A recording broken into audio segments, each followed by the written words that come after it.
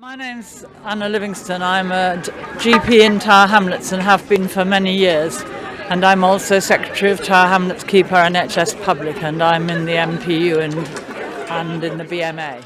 When I was a junior doctor in the London hospital next to us, I worked 120 hours a week. It meant we weren't safe.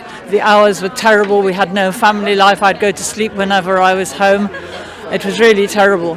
Now we're nearly 35 years later, and our junior doctors are faced with the same problem, but family lives being disrupted, long working hours, and unsafe NHS. And this government is deeply committed to running down our National Health Service. We see it in so many ways: not enough hospital beds, queues in casualties, talking about charges and so on. I think it's really important that the junior doctors keep reasonable working hours and get better working hours, not worse hours. These are people who will have young families who need to be at home with them. They shouldn't be forced to work the same amount at weekends as during the week.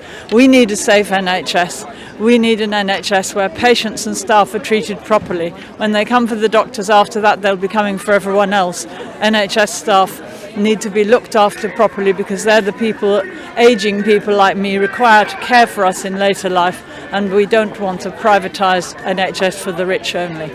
Do you think GPs would be looking at today's action and drawing lessons on how to deal with the crisis in general practice? There certainly is a huge crisis in general practice.